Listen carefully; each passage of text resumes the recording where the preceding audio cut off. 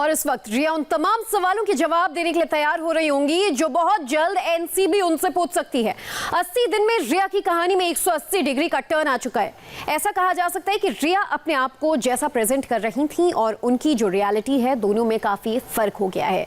रिया के बारे में एक राय पहले बना ली गई थी। रिया के बारे में जो बातें कही जा रही थी उसमें कितना सच है, कितना झूठ, देखिए हमारी ये रिपोर्ट।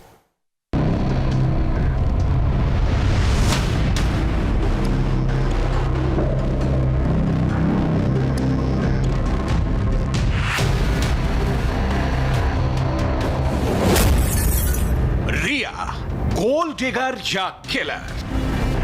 मैं उतनी भी अच्छी नहीं है कि मुझे अपने से 1 फुट दूर की गन नजर नहीं आई गौड़े साहब। रिया मांगे गांजा या प्रेम की सजा? Last night I just wanted to kill myself.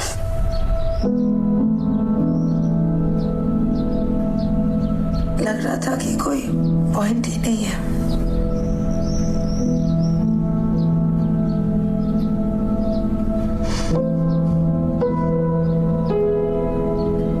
फिर आपका चेहरा मेरे सामने आ गया।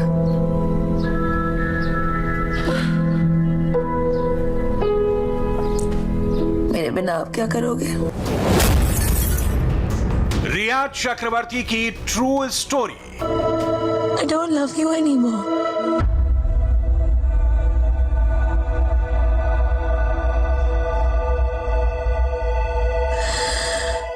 मैं तुम्हारे घर से जा रही हूँ, तुम्हारी जिंदगी से नहीं। काश मुझे तुम्हारे बिना जीना आता।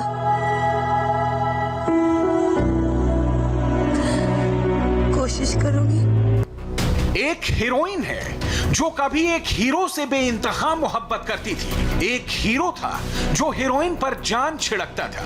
फिर एक दिन अचानक हीरो की रहस्यमयी तरीके से मौत हो जाती है। हीरो चला जाता है और पीछे छूट जाता है सबसे बड़ा सवाल, ये सुसाइड है या मर्डर?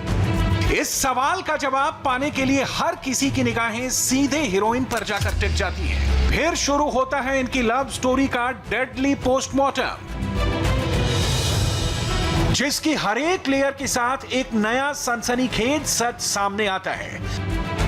प्यार, धोखा, साजिश, दौलत, ड्रग्स, मतलबी यार और जबरदस्त सस्पेंस।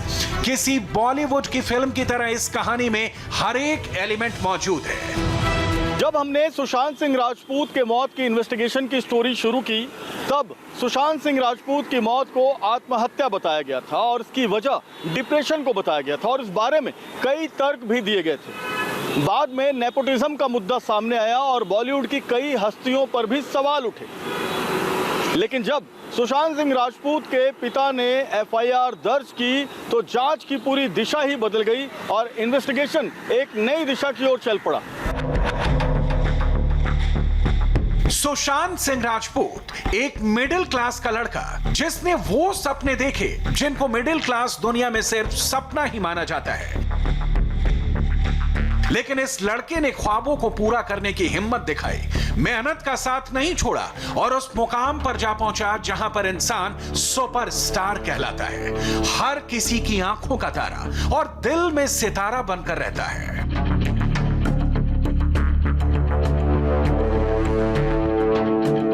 एक बात आपसे सीधे सीधे पूछते हैं, आप भी अपने दिल पर हाथ रखकर सीधे सीधे बताइएगा, आपको क्या लगता है, सुशांत की हत्या हुई है या सुशांत ने आत्महत्या की है? सवाल जितना सीधा है, जवाब जानना उतना ही मुश्किल, क्योंकि जिसके मन में जो आया उसने वो थ्योरी दे दी। मगर जब इस केस की पड़ताल शुरू हुई तो हर किसी की जांच रिया चक्रवर्ती पर जा पहुंची। रिया को मुंबई पुलिस ने तलब किया, ईडी ने पूछताछ के लिए बुलाया, सीबीआई ने भी रिया से सवाल जवाब किए और अब रिया को एनसीबी का सामना करना होगा। कैमरे के सामने एक्टिंग करना बिल्कुल अलग होता है और असल जिंदगी में, रियल लाइफ में एक्टिंग करना बिल्कुल अलग। हम रिया चक्रवर्ती को तब से नोटिस कर रहे हैं जब से सुशांत सिंह राजपूत की 14 जून को मौत हुई और इस पूरी पड़ताल का सिलसिला शुरू हुआ। जब मुंबई पुलिस रिया चक्रवर्ती से सवाल जवाब कर रही थी तब रिया की बॉडी लैंग्वेज बिल्कुल अलग थी। लेकिन जब रिया का सामना इन्फोर्समेंट डायरेक्टरेट यानी ईडी से हुआ, तब रिया के चेहरे पर थोड़ी उदासी छा गई, उनका चेहरा थोड़ा डाउन हो गया। और फाइनली जब रिया का सामना हुआ सीबीआई से, जब सीबीआई ने सवालों की बौछार की, तो घबराहट, टेंशन और गुस्सा ये रिया चक्रवर्ती की पहचान बन गए। किस्मत का खेल देखिए, जो हीरोइन अपनी पहचान बनाने की कोशिश कर रही थी, आज सिर्फ उसको ही टीवी पर दिखाया जाता है। जो कैमरे पर हमेशा रहना चाहती थी और वो ही कैमरे के डर से चेहरा छिपाती है। हाँ, ये भी सही है, जब हर वक्त सैकड़ों सवाल आपका पीछा करेंगे, जब सुबह से शाम तक सिर्फ आप पर ही सवाल उठाए जाएंगे, तो अपने आप दबाव बन ही जाता है। हालांकि अभी तक रिया पर कोई आरोप साबित नहीं हुआ, लेकिन यह भी सच है कि सबसे ज्यादा आरोप उस पर ही लगे हैं। रिया की लव स्टोरी कितनी सच्ची, कितनी फरेबी है, इस पूरे केस पर रिया का क्या कहना है, आपको बारी बारी सब कुछ बताएंगे। लेकिन सबसे पहले समझिए इस वक्त रिया की मेंटल कंडीशन कैसी होगी। कभी सुशांत, कभी जेल, कभी ड्रग्स, कभी बेगुनाही, तो कभी हथकड़ी। रिया चक्रवर्ती के दिमाग में बस यही ख्याल बार बार आ रहे होंगे, क्योंकि भाई शौविक को एनसीबी पहले ही गिरफ्तार कर चुकी है। कोर्ट ने 9 सितंबर तक की कस्टडी में भेज दिया है और अब रिया को आमने सामने बैठाकर पूछताछ की जाएगी। देखिए, हमने आज इसके भाई का कस्टडी रिमांड लिया, सैमुअल मिरांडा का लिया, 2 लोगों का हमारे पास, ये चारों आदमी हमारे पास 9 तारीख तक है। हम रिमांड किस लिए लेते हैं, क्योंकि विभिन्न आरोपियों को हम आमने सामने बिठा के उनके रोल्स को क्लैरिफाई कर सके, कौन कितना जिम्मेदार है, किसने क्या किया, किसने, एक तरह से पूछताछ के लिए। तो जब पूछताछ की बात आती है तो जो भी लोग रेलेवेंट है उनको हम समन देके बुलाएंगे, जिसमें रिमांड शामिल है। अब तक की जांच पड़ताल में इतना तो साफ हो गया है कि सुशांत की मौत में ड्रग्स का कनेक्शन तो है। अगर सुशांत की मौत की मिस्ट्री सुलझानी है तो ड्रग्स के पूरे सिंडिकेट को एक्सपोज करना होगा। एनसीबी ने ड्रग्स केस में शौविक और सैमुअल के खिलाफ जो सबूत कोर्ट में पेश किए, उससे यह साफ हो गया कि ड्रग्स का यह रैकेट बहुत बड़ा है। अभी इस केस की बड़ी मछलियों को पकड़ा जाना बाकी है।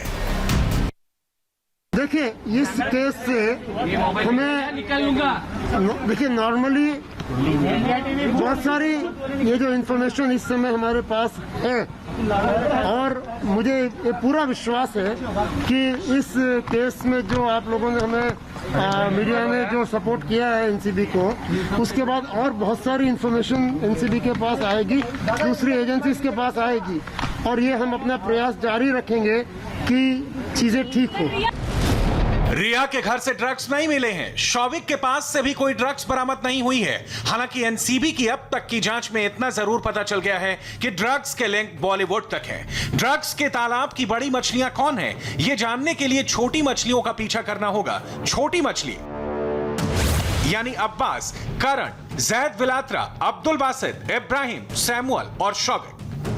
अब तक एनसीबी ने रिया को गिरफ्तार नहीं किया है, लेकिन सुशांत केस में ड्रग्स का क्या रोल है, क्यों रिया एंड कंपनी से एनसीबी पूछताछ कर रही है, यह समझने के लिए आपको रिया की यह चैट देखनी चाहिए, जिसमें रिया और दीपेश ड्रग खरीदने बेचने की बात कर रहे हैं।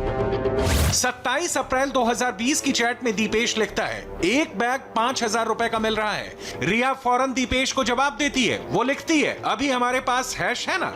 दीपेश कहता है, हाँ अभी है, लेकिन 3-4 दिन में खत्म हो जाएगा। फिर रिया जवाब देती है कि मैं तुम्हें थोड़ी देर में बताती हूं।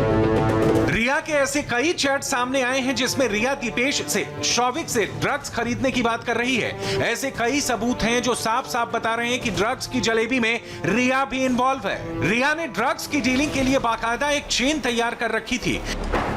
रिया सैमुअल को ड्रग्स का इंतजाम करने को कहती थी। सैमुअल ड्रग्स के लिए दीपेश से संपर्क करता था, जिसके बाद दीपेश मुंबई से बदलापुर जाकर ड्रग्स का इंतजाम करता था। जब भी मीडिया ने रिया से ड्रग्स के बारे में पूछा तो उसका जवाब नो था, मगर एनसीबी जब किसी को पूछताछ के लिए बुलाती है तो रिसर्च एंड होमवर्क पहले ही पूरा कर लेती है। रिया तो प्राइम सस्पेक्ट की लिस्ट में है, ऐसे में उससे हर वो सवाल पूछा जाएगा जिसकी जानकारी ड्रग पैडलर से लेकर सैमुअल ने दी है। हम आपको एक बात क्लियर कर दें कि एनसीबी सिर्फ इस बात की जांच नहीं कर रही है कि रिया ड्रग्स लेती थी या नहीं लेती थी, बल्कि एनसीबी ड्रग्स के उस मास्टरमाइंड को ट्रेस कर रही है जिसके इशारे पर ड्रग्स का ये पूरा रैकेट चलाया जा रहा है। अगर एक बार ड्रग माफिया हाथ में आ गया तो ये पता चल जाएगा कि ड्रग्स की डिलीवरी किसको की जाती थी, कितनी की जाती थी और बॉलीवुड के ड्रग्स नेक्सस में कौन कौन शामिल है, ये पूरा सच जो है सामने आ जाएगा। इसके अलावा सुशांत केस में ड्रग्स का कितना इन्वॉल्वमेंट है ये भी मालूम पड़ जाएगा। कोई कह रहा है रिया को ड्रग्स के लिए 10 साल की सजा होगी, कोई कह रहा है रिया को 20 साल तक की जेल हो सकती है। ऐसे में एनडीपीएस एक्ट क्या कहते हैं वो समझना भी जरूरी है। एनडीपीएस एक्ट के तहत मुख्य रूप से 3 तरह की सजाएं होती हैं। ये सजाएं ड्रग्स की मात्रा के आधार पर तय होती हैं।